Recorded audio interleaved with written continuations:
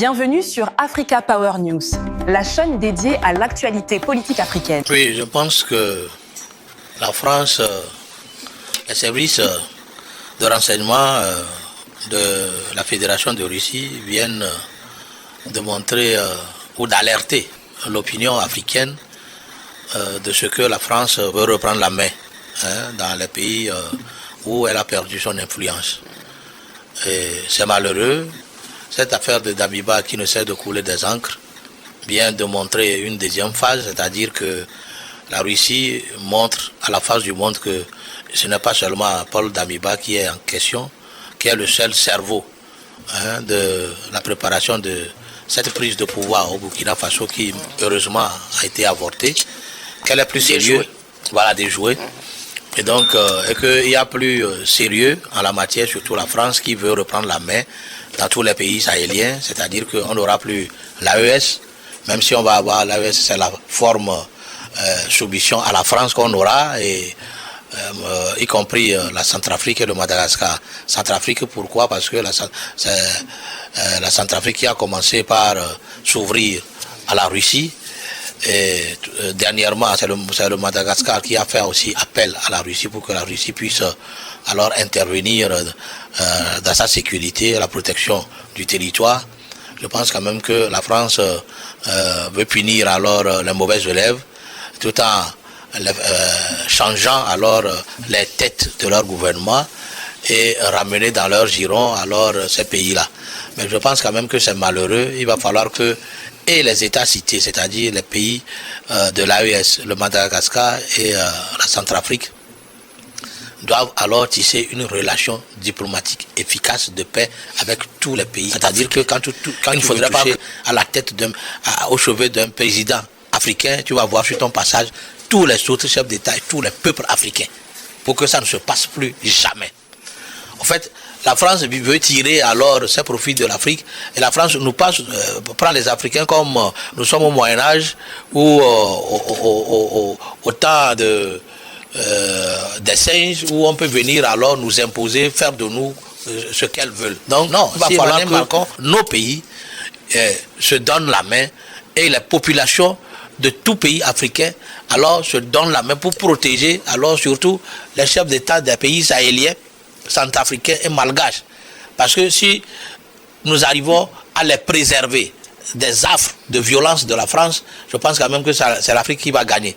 La France veut tuer dans l'œuf cette révolution qui est née dans ces pays-là, pour que voilà, les autres pays francophones ne puissent pas leur emboîter les pas. Moi, mon vœu est que tous les chefs d'État, qu'ils soient membres de l'AES ou pas, qu'ils se donnent, sortent du schéma français. C'est-à-dire qu'il ne faudrait pas qu'ils concourent à l'élimination physique d'un chef d'État africain, surtout notamment de l'AES, ou centrafricain ou malgache. Parce que s'ils prêtaient le fond, demain ils vont regretter. La France n'a pas d'amis, la France n'a que des intérêts. Moi, ça ne m'étonne pas. Même sans rapport des services de renseignement de la Fédération de la Russie, même sans leur rapport, tout le monde sait, tous les Africains savent aujourd'hui que Emmanuel Macron ne dort pas, parce que les trois pays, le Mali, le Niger et le Burkina, sont sortis de la domination. Du coup, aujourd'hui, ce qu'on voit, quand vous voyez par exemple le Burkina, un pays qui est en difficulté avec le terrorisme, qui lutte contre le terrorisme, au même moment qui annonce un certain comment on l'appelle, des projets de développement.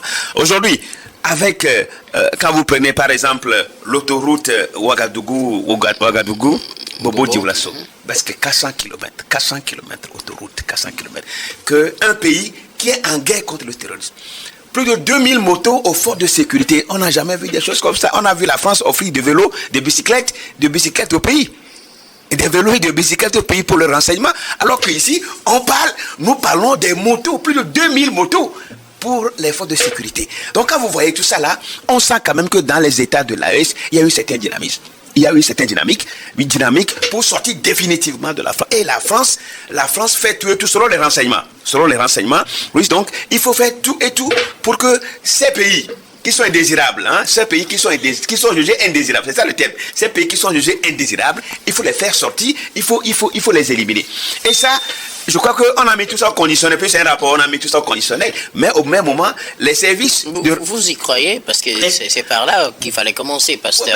Parce que on sait que la Russie et la France... Je ne suis pas en train de voir, je ne vous coupe pas, je ne veux pas vous couper, je ne veux pas vous couper, je ne vous coupe pas, mais on sent déjà que les services de renseignement russes ne peuvent pas se lever un jour et prendre un rapport comme ça. Et surtout dans le cadre de cette tentative de déstabilisation, d'assassinat du président. Vu que les intérêts géostratégiques sont élevés sur le continent africain, est-ce que tous les coups ne sont pas permis? Oui, mais c'est vrai que tous les coups sont permis, mais aujourd'hui, c'est pourquoi je dis, même sans rapport du service de renseignement russe, on sait ce que la France serait en train de préparer contre ces trois pays. Ou bien finir avec éliminer un d'entre eux, que ce soit. Et le plus en vue, aujourd'hui, c'est le jeune homme. Le jeune homme, c'est Ibrahim Traoré. Il faut en finir avec le jeune homme qui éveille la conscience, qui dit toutes les choses et qui donne de l'insomnie. Qui donne de l'insomnie à la France. Donc avec Assimi Goïta et le général Tiani. Donc aujourd'hui, il est clair que la France est dans la dynamique de déstabiliser ces pays. Et ce qui est clair aujourd'hui, et il faut avoir le courage de dire, si l'AES réussit, c'est toute l'Afrique qui réussit. C'est très important. C'est un vivier en fait. Donc si l'AES réussit, c'est toute la France qui va se libérer. Et c'est toute l'Afrique qui va se libérer. Et ça, il faut le savoir. Même si on pense que, la question que je me pose souvent, c'est que, est-ce que la France pense aujourd'hui qu'il peut tuer, qu'il peut assassiner un dirigeant d'un pays de l'AES et venir installer quelqu'un à la tête de ce pays-là et gouverner, c'est possible? Est-ce que la France peut encore mettre un dirigeant à sa sorte, c'est-à-dire quelqu'un qui dit oui à Paris, et qui serait favorable à Paris, on va venir mettre dans ces pays et marcher? Parce que les peuples ont déjà atteint, les peuples de l'Est ont atteint un niveau de révolution poussant. Il va falloir qu'il y ait, comme il a dit tout à l'heure, parce que il faut sonner la mobilisation. La mobilisation dans tous les pays d'Afrique, que ce soit francophone, anglophone, lusophone ou pas, qu'on se mobilise, on doit se mobiliser contre cette France-là, parce qu'il ne veut pas lâcher les pays africains. C'est comme si l'Afrique l'Afrique est son territoire. Donc, c'est comme si l'Afrique... Ce que le service de renseignement russe dit, j'avoue quand même que... vous y croyez? J'y crois parce que ça ne m'étonne pas. C'est le mode opératoire de la France ça n'a jamais changé depuis les indépendances, même bien avant l'indépendance. C'est le mode opératoire de la France qui n'a jamais changé, qui veut toujours avoir tous les dirigeants africains à sa domination pour pouvoir continuer d'exploiter comme bon le semble les ressources minières de l'Afrique. Merci beaucoup. N'oubliez pas de vous abonner, d'aimer la vidéo et d'activer la cloche de notification pour ne rien manquer.